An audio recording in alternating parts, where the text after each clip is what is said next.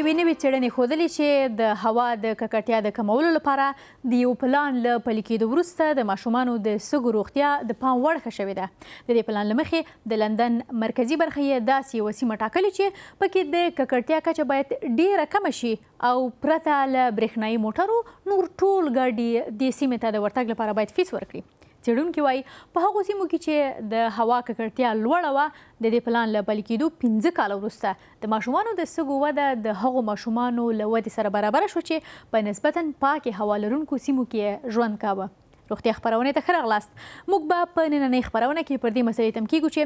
ککړه هوا پر سږو څه اغیز کوي، د دې هوا په تنفس کولو موږ په کومو ناروغیو اخته کیږو او درملنه او مخنیوی یې څنګه کیدای شي. په همدې تړاو مو له کابل نه د داخله ناروغیو متخصص ښاغلي کمین صافي ته بلنه ورکړې ده او له نیکه مرغه دا دی خپرونې سره وصل شوی هم دی. تاسو ته ډېر زیات هرکلی وایم ډاکټر صاحب. راځئ په پیل کې په دې اړه راته ووایئ چې د ککړې هوا تنفس پر سږو باندې مشخصا څه اغیزې کوي؟ اکثرا هغه تعداد افراد چې هغه د پاکې هوا څخه استفاده نه کوي او یا هم په ککړ محیط او یا هم په ککړ چاپیریال کې اوسېږي،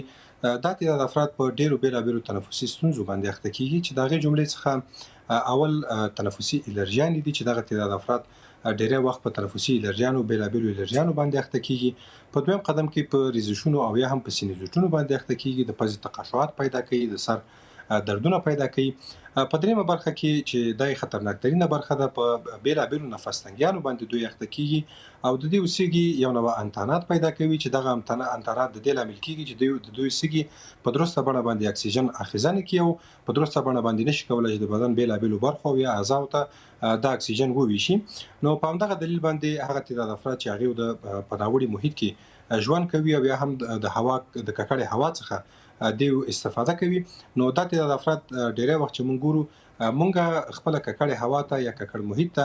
یا ککړ اکسیجن ته مونږ تدریجي مرګ ویلی شو، ځکه هغه تعداد افراد چې هغه په تنفسي امراضو باندې اخته کېږي دوی ډېری وخت تاسو وګورئ چې دوی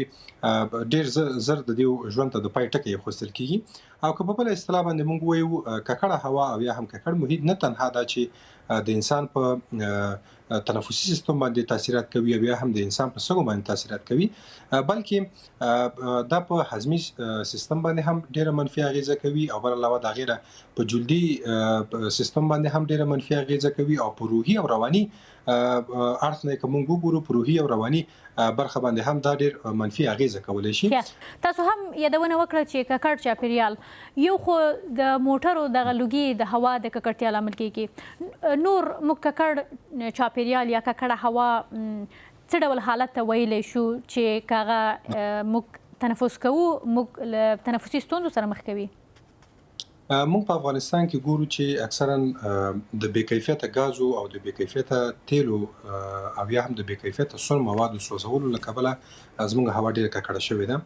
په دویم قدم کې هر هغه خلک چې هغه د ښارنشینۍ آداب نه مراعات کوي، خځلې په خپل ځای باندې راچوي، ډنډونه اوبه ولاړې وي، دا هم چاپیریال ککړوي او دغه فضا ککړولی شي. په دریم قدم کې د خښتو بټۍ موږ ویلی شو چې دغه خښتو بټۍ چې ډېر بد کاربن ډای اکساید آزاد هوا ته دیو پرېږدي،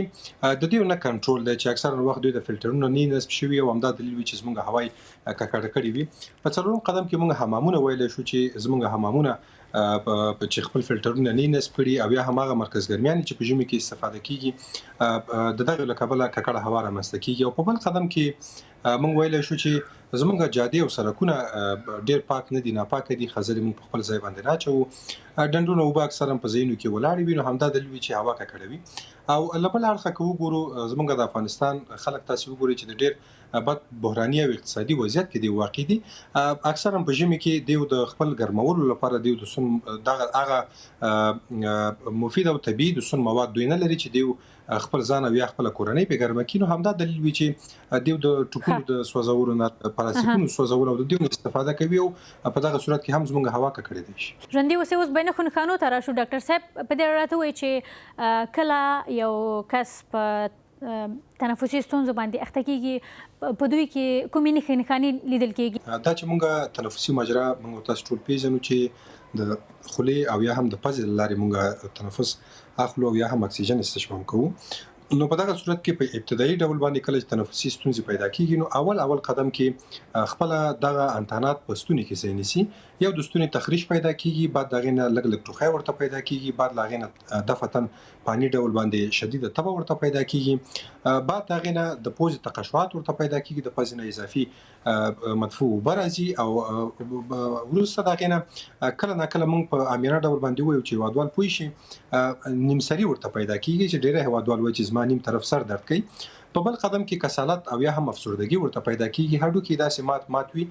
کار ته اجرا نه کیږي په بل قدم کې د ټول بدن درد ورته پیدا کیږي او ورسته کله د دې علایمو مخنیوي ونشي او یا هم سی مرکز ته مراجعه ونشي نو په دغه صورت کې بیا نفس تنګي او یا هم پرنچي ورته پیدا کیږي چې نفس قید کیږي او دا نشي کولای چې په هغه درسته باندې چې څومره وجود او یا هم بدن اکسیجن ته ضرورت لري هغه اړتیا خپل د آزاد فضا نه واخلي نو په دغه صورت کې اکثرا دغه تعداد افراد چې په دغه امراض اخته کیږي نو دغه اعراض ولایم دي چې اکثرا وخت اول د ستوني د تخریش نه شروع کیږي او وروسته د پز تقشعات او ټوخیان او نفس تنګیان او پرنچي او د ځان درد او افسردګي ورته پیدا کیږي ولې نه ویل پاتې نشي هغه تعداد افراد چې دغه د بدن معافیت ضعیف وي او یا هم هغه برخمین دي چې هغه خوارزواکي وي او یا هم شیرخوره ماشوم لري او یا هم پریګننسي حمل لري نو په دغه صورت کې دغه مندي اکثرا وخت ډیر زر ښکار کیږي دغه امراضو او یا هم هغه تعداد سپینګری چې هغه پوخانی د امراضو تاریخچه لري او یا هم سن د 500 کالو څخه لوړ وي معافیت د وجود خطر راغلی وي نو هغه ډیر زر دغه شدت او سایر د مرض په دې کې ډیر زر اشکار کیږي او دغه څو اراز ولایم چې ما وویل دغه اراز ولایم د دې په وجود کې بیا ډیر شدت اخلي او دغه انتانات په ډیر اني ډول باندې بیا د وجود په بیلابیلو برخو کې ځای نیسي د وجود په بیلابیلو برخو کې خو په دې اړه چې ما معلومات کول تر ډیره پیښې د سږو او د ځیګر د اخته کېدو او له لوړ خطر سره د مخ کېدو مسله پکې راڅرګنده وه ولې د بدن دغه دوه غړي له لوړ خطر سره مخ دي تاسو وګورئ اکثرا دغه اکسیجن چې فلټر کیږي په بدن کې د سږو لارې فلټر کیږي یعنی کوم د ستوني د مجرا لارې د اکسیجن اخیزه کوو نو د سږو ته ځي او بعد دغه نه بیا ځیګر بیا په خپل درسته باندې باندې د بدن بیلابیلو برخو ته اعصاب مرکزی ته او بیلابیلو نیورونونو ته دا توزیع کوي نو همدغه دلیل وی چې اکثر وخت کله چې موږ دغه اکسیجن استشمام کوو په سینه کې او یا هم په سږو کې موږ یو نوع جالمانند یو پرده لرو چې دغه پردې نه چې کله دا فلټر کیږي او دغه پاک اکسیجن دغه ناپاک اکسیجن نه دا په بدن کې یا په سږو کې دا فلټر کوي او پاک اکسیجن بدن ته ورکوي یا وینې ته ورکوي نو په دغه صورت کې دغه ناپاکه حجرات دغه ناپاکه انتانات دغه ناپاکه وایروسونه چې زی دا نو په دغه جال کې بند پاتې کیږي او همدا دلیل وی چې اول سږي مصاب کوي او یا هم د تنفسي مجرات یو ستونزه پیښوي یا هم نشي کولای چې دغه سږي خپل وظیفه په درسته باندې اجرا کړي نو همدغه دلیل وی چې دغه دوه غړي واقع دي چې مونږ کله اکسیجن استشمام کوو او بدن ته اخلو نو دغه دوه غړي په ابتدا کې په اوله کرخه کې ورسره واقع دي کوم حالت کې باید دوی ډاکټر ته مراجعه وکړي او کوم حالت داسې دي چې دوی خپل کولای شي په کور کې لکه ترې مخنیوي وکړي خپل په کور کې درمل نه وکړي تاسو وګورئ د درملنې 80% برخه هغه وقایه په بر کې نشي چې په کور کې یا هم د کورنۍ له طرفه او یا هم خپل د دې شخص له طرفه خپل ځان ته اجرا کیږي یعنی یو طبيب ک چیرته میډیسن یا هم دوا ورکوي دا دوا 10% په تداوی کې رول لري ولی په تداوی او درملنه کې 80% هغه وقایه رول لري چې کورنۍ په نظر کې نیسي تاسو وګورئ په وقایوي ډول باندې اول موږ باید څو برخې په نظر کې ونیسو اول دا چې موږ په کوم محیط کې چې ژوند کوو په کوم کلی او کور کې چې ژوند کوو په کومه کوڅه کې چې موږ ژوند کوو موږ باید خپل کور کلی او کوڅه پاکه وساتو خپل د چاپیریال پاکواله په اول قدم کې موږ باید په نظر کې ونیسو په دویم قدم کې د پاک اوبو د سکاک اوبو او د پاک خوړو څخه استفاده وکړو په دریم قدم کې باید موږ حفظ الصحه خپل په درسته باندې وساتو په څلورم قدم کې کوم چیرته د ستوني تخریشات پیدا کوو او یا هم موږ د دې ستونزو سره مخ کیږو د څو شیانو نه پرهیز وکړو اول د عطر نه باید موږ ځان وژغورو چې عطر داسې یو ماده ده چې هغه تنفسي امراض نور هم تنبیه کوي په دویم قدم کې د لوګي څخه باید ځان وساتو په دریم قدم کې د ککړې هوا او یا هم د ګرد څخه ځان وساتو په څلورم قدم کې د آرایش سامان څخه چون آرایش سامان هم داسې یو لتمس ماده او یا هم داسې بوی لري چې هغه خپل تنفسي امراض او یا هم تنفسي الرجن نور هم تنبیه کوي د دې څخه باید څنګه ځانونه ساتلای شو لکه ماسک وکاروي ک نور لاري چاري دي بله مونږ دوه لارې د لوګي په صورت کې مونږ دوه لارې د مخنیوي لپاره لرو چې یو باید مونږ د ماسک څخه استفاده وکړو که چېرته مونږ ماسک ونه لرو یو ململ ټکي باید مونږ راواخلو هغه لمده کړو او خپلې پزې ته ونیسو کولی شو چې په دغه بڼه باندې مونږ د لوګي څخه ځان وژغورو په وقایوي ډول باندې په دویم قدم کې کله په دې باندې امراض او یا هم دغه علایم چې مونږ ویل په دې باندې پیدا کیږي او دوی په ځامن مشکوک کیږي نو دوی باید اول دغه 4 یا 15 فاکټور مونږ ویل چې دوی باید لريواله تر وکي په دویم قدم کې دوی باید د پخو مایات څخه په دې صورت کې ډېر استفاده وکړي لکه پخې ګرمي اوبه چای شودې شوروا حلوا فرني سوپ او غیره دغه مایات څخه باید ډېر استفاده وکړي ترڅو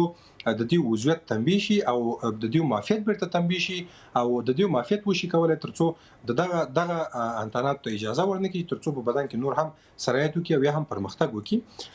دغه په عموم کې هغه وقایوي لارې او چارې دي چې یو شخص کولای شي چې په وقایوي ډول باندې په خپل کور کې د دینه مفت او وړیا د دې څخه استفاده وکړي په دویم قدم کې کوم چیرته په ځان باندې مشکوک کیږي او په دې باندې پویګو چې زموږ د بدن معافیت ټیټ دی او زموږ شدت د مرض ډیر دی او دغه علایم چې مونږ ویل دا علایم زموږ په بدن کې ډیر شي او پیدا کوي نو په هغه صورت کې به مونږ باید هر څه عاجل ناغېړي ونکو یو صحي مرکز ته مراجعه وکړو او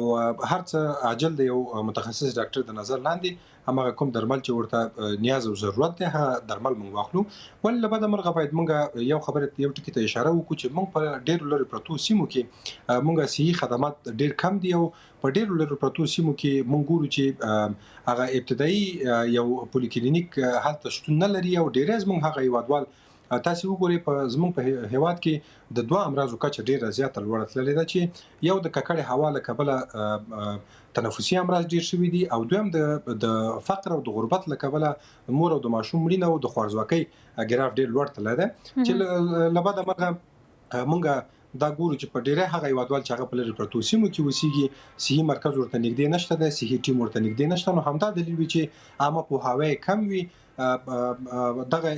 مخکینی اهتمامات چې موږ مخکې نوم واخیست دغه اهتمامات په نظر کې نیسي نو همدا دلیل وي چې په تنفسي امراض وخت کې ډیره زیاته مننه کور ودان ډاکټر صاحب چې خبرونه ته راغلي او ګټور معلومات مو موږ سره شریک کړل نو دا زموږ د نن روغتیا خبرونه تر بیا بل خبرونه هر چیرې چې یاست روغ رمټ اوسئ